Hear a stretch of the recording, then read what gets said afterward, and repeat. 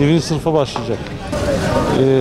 Şu an tabii göreve devam ettiğim için ilgilenemiyoruz daha doğrusu.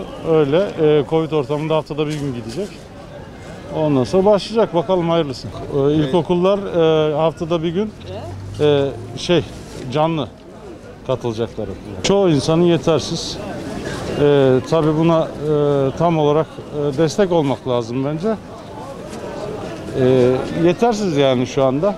Yani bence yani benim televizyon, internet ve bilgisayar anlamında söylüyorum. Evet tabii. Vallahi milletimiz iyi çalışıyor ama şu anda bir altyapı hazırlık yok. Yani çocuklar, çalışan aileler evde çocuklarına bakamıyorlar. İzin alsa izin alamıyor bu pandemiden dolayı. Zaten iş yerlerinin %50'si işe gidiyor, gitmiyor. Yani inşallah açılır temennim ama zor. Bilgisayardan giriyorum. Ebe'ye. Oradan işliyorum. Kaydalı oluyor. Ders işler çünkü.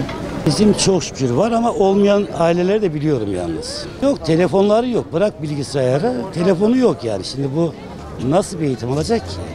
Zaten şimdi görüyoruz o son dakika haberlerinde falan. Veliler, öğretmenler sigara içerek ders yapıyorlar. Bununla alakalı birkaç şeyi görüyoruz da bu şekilde yani online eğitimin eğitim olduğuna zaten inanmıyorum ben. Hükümetimiz her zaman olduğu gibi en doğru şeyi yine onlar biliyorlar. Onlar ne derse doğrudur. Kaça gidiyor oluruz? 8. sınıfa gidiyor. Peki okullar başladı mı? Başlamadı.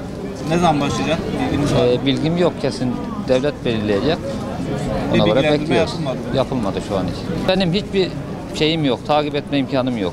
Bilgisayarım da yok, internetim de yok. Bunun bir ufağı daha var. O da 6'ya gidiyor. İkisi de evde. Yani dersler sıfır. Takip etme imkanım hiç yok. İmkanım yok. İnternetim alamıyorum, bilgisayar alamıyorum. İmkanım yok. Kirada oturuyorum onun için. Bence okullar açılsın.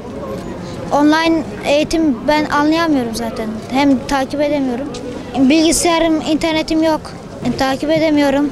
Ya %100 gibi olmuyor ama. %100 ama koronavirüs olduğu için mecbur yani. Şimdi bir de bulaşıcı hastalık olduğu için mecbur.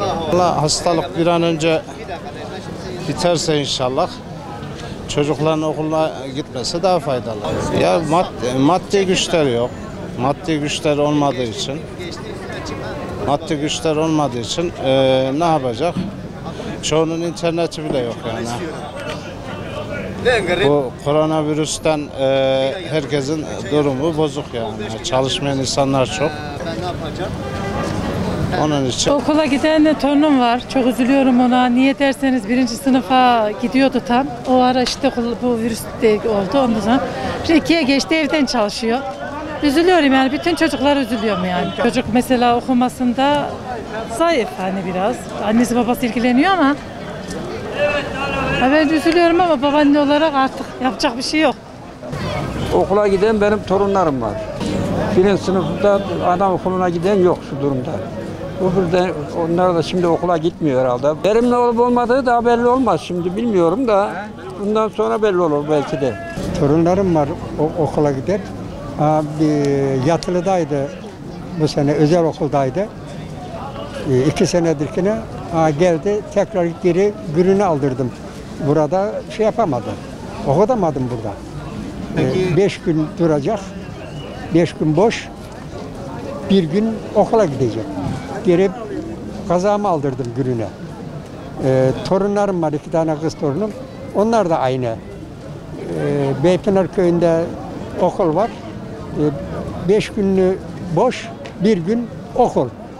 Ne olacak bu halimiz? Nasıl olacak? Bu nereye varacak? Nasıl edecek? Köyde internet de yok. Televizyon var. Televizyonda bazen yapıyorum diyor. Doğru mu yalan mı ben bildiğim yok ya.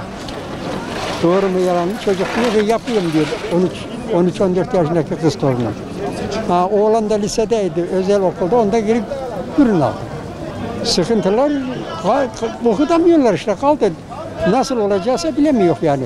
Neye varacak, nasıl olacak? Anlatıyorlar, Milli Eğitim Bakanı mesela anlatıyor ama bir de netice alamıyor yani doğru dürüst. Evet. Bilmiyorum ne olacak, nasıl olur, nereye varır? Okullar açılsın yani. Gayrı nasıl uyguluyorlarsa o şekilde olsun. Okula giden çocuklarınız var mı? Evet var. Kaç tane? 3 tane birisi de yeni gidiyor. Küçük kız 4 tane. Birazdan var. çok dökük geçiyor zamanlarımız. Onlara yani simit parası bile veremez durumdayız şu anda. Yani. Bence okul bitmiş gibi bir durum var. Çocuklar ders çalışamıyor. O şekilde kaldı yani.